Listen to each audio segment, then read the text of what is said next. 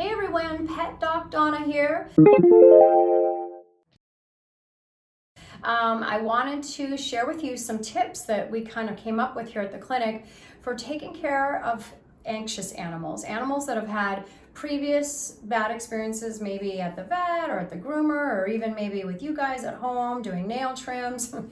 And the dogs just start panting and show fear and anxiety. They tuck their tail. They don't want to sign up for whatever you're asking them to do. And so here at the clinic, we use a number of different herbal formulas for that as well. But we came up with this, I kind of came up with this DAPPER. So it's distance, the DAPPER stands for distance, amino acids and aromatherapy, positive interactions, exercise, and reducing treats. And I know some of this is counterintuitive to what you maybe see in other videos and so forth, but reducing the treats sometimes can help.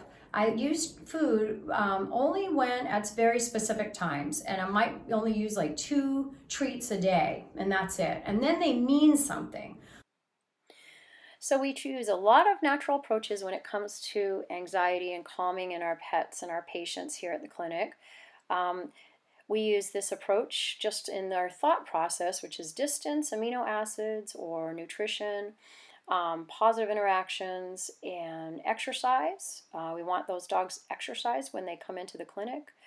And we want to reduce the treats for clarity. We want the person to not feed the dog like a Pez dispenser. We want each treat to mean something, and each time the dog gets a treat, it's marking a specific emotional pattern or neurologic pattern in the dog. So that's super critical, and I'll talk more about these in a few minutes, but we do treat a lot of PTSD in dogs that come to us from other clinics.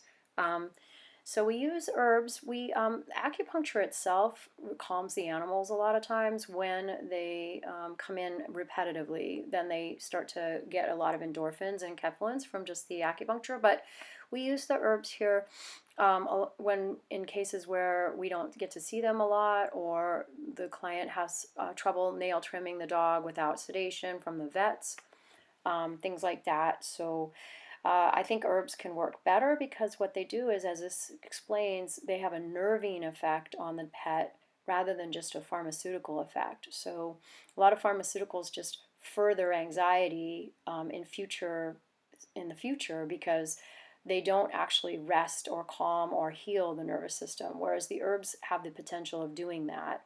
Depends on how sensitive the dog or cat is to them, but in our practice, we use valerian root. A lot of times the cats will attack the valerian capsules, just like they'd attacked catnip. So we use this dose of 125 milligrams nightly, which is just usually about a third of a capsule.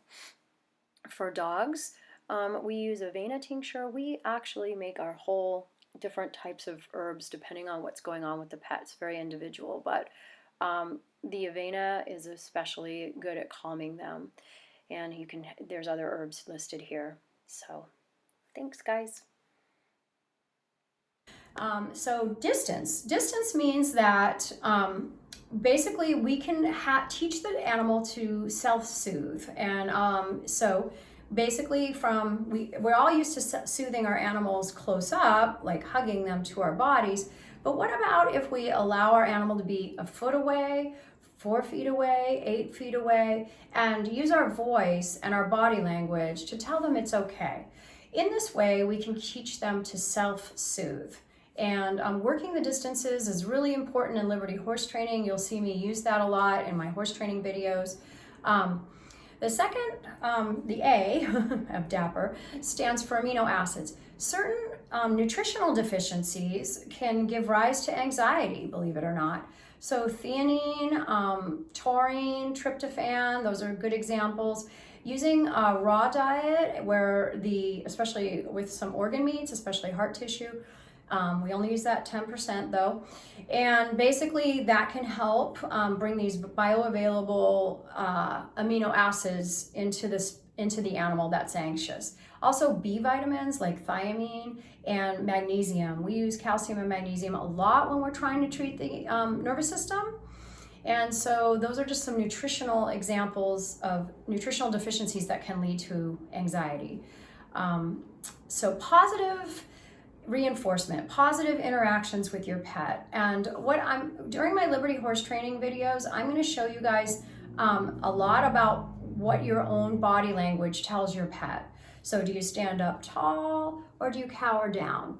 Are you a good leader? Does your pet have confidence that you will keep him safe? And we'll go into that quite a bit with the Liberty Horse training video, maybe in the next couple weeks. Exercise. I cannot say enough about exercise. It used to be, before I knew any training techniques, it was like a tired dog was a happy dog.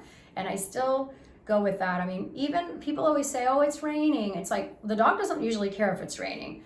You know, the dog learns from you. So if you like walking in the rain, the dog will like walking in the rain. So, you know, it's a lot of kind of just pledging through some, especially here in the Pacific Northwest, trudging through some pretty gnarly rain, but the dogs really appreciate it. And even if you get them out a mile or two on those gnarly days, it'd be great. It's better than doing a weekend warrior thing where we're doing 5 or 6 miles, but not working up to it.